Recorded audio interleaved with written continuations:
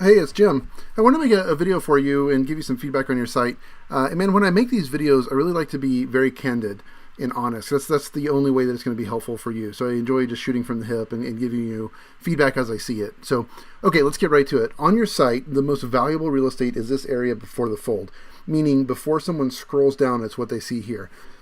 In that area, you have to, within a couple seconds, like literally a couple seconds or less, explain to them what it is that you do, and then they make a decision, is this for me? So if you check your Google Analytics and look at your bounce rate, meaning how quickly people leave your site, if they leave within a few seconds, there's a couple things that are going on there. One, an issue could be that you're bringing the wrong traffic. Let's say I'm a woman into flowery things.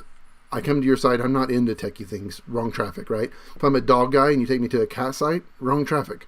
But if you're pulling in the right traffic for your brand and you're still having a high bounce rate, or people don't go to more pages than just your homepage, then likely you're not conveying what it is that you do. They're not understanding what you're all about and what you do quickly, so they leave. The average website viewer is lazy. They don't have the attention span that they used to, and they move through the internet quickly, and you've got to capture their attention and keep it on your site. And if you don't do that, they're going to be gone. Okay, so that's number one. When I look at your site, I don't know what you do. This is going through super fast. I'm really not clear what you do. So technology, electronics, innovation, that's broad. It doesn't tell me what you do. Okay, so more on that in a second, but let's do a deeper dive here.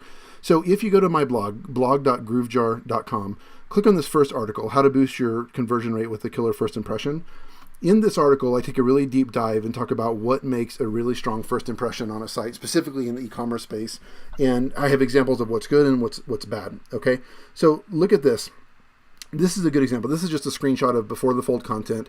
The logo implies what it is they do, shades. I realize it's more simple than your business, but she's confident and she's cool and she's wearing the shades. It's clear what they do. I love the idea of having the one image that fills the screen. It really brings people in. You have to think too in a minimalist way. So not too much, not too distracting, things moving everywhere and too much going on.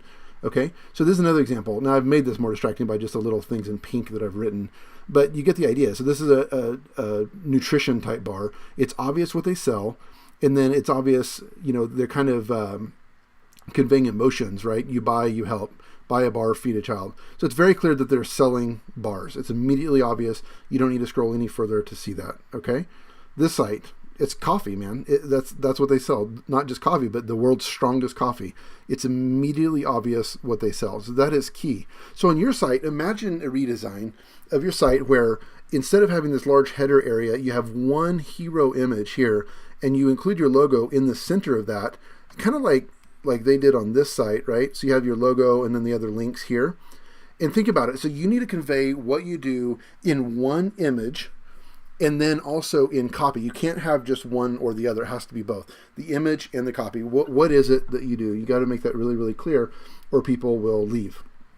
So you need to figure out what a tagline would be. Okay, so Techtonics. Techtonics, is that what it is? Yeah, Techtonics. So what is your tagline? What do you do? So you've got to get specific on that and get it concise, boil it down to the point of one line. If you can't do that, then maybe you're too broad with your business in general. You've probably heard the saying, if you market to everybody, you market to nobody. And that's true. I mean, people that narrow down into specific niches do the best by far. There's just no question about it. They just do. And that seems counterintuitive to offer less and make more, but it's just true. That's what happens. So I'd recommend just getting really, really clear on that. Okay, so let's look at a specific product page.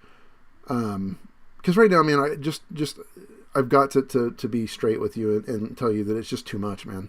It's just not clear what you do. It's just too much stuff. But let me give you some tips on specific product pages. So you need 3 key elements on a product page to be successful. There's many more things you could do, but three main important elements. 1, high quality images, and the more the better. These are okay. I would like to see a little bit better quality image. The fact that you can zoom in a little bit is good and important, but it'd be nice if it was even better quality, but that's a start.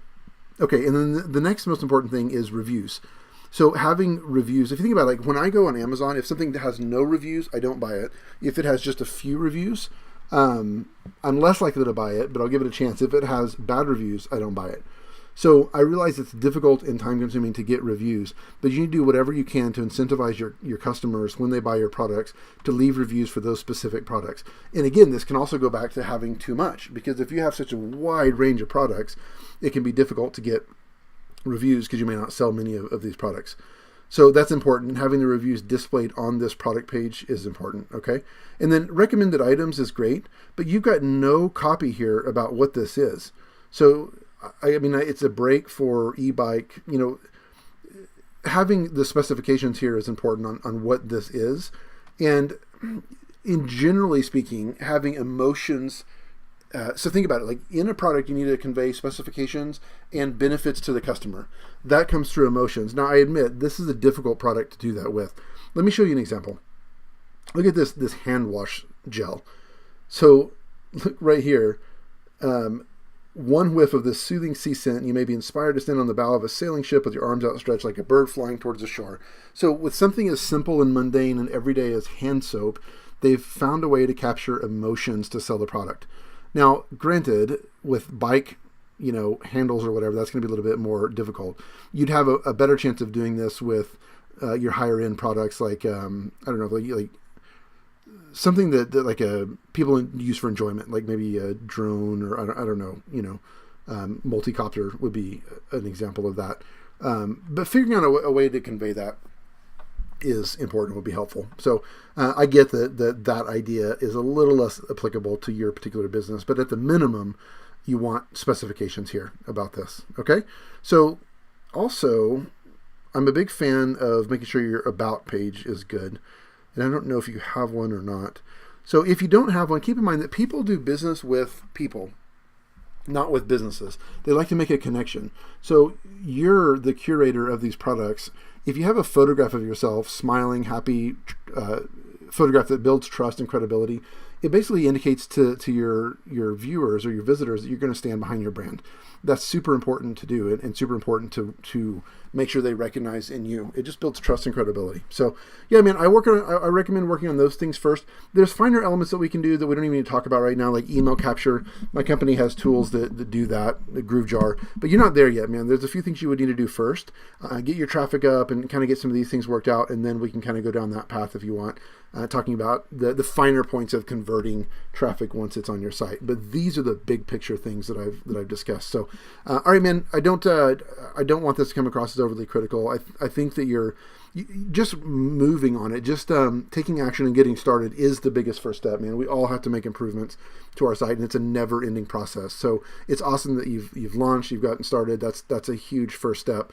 And it's just a matter of one day at a time, man, just dotting those I's and crossing those T's. So let me know if you have any specific questions or if you want to take a deeper dive on any certain topics. We can definitely do that. Take care.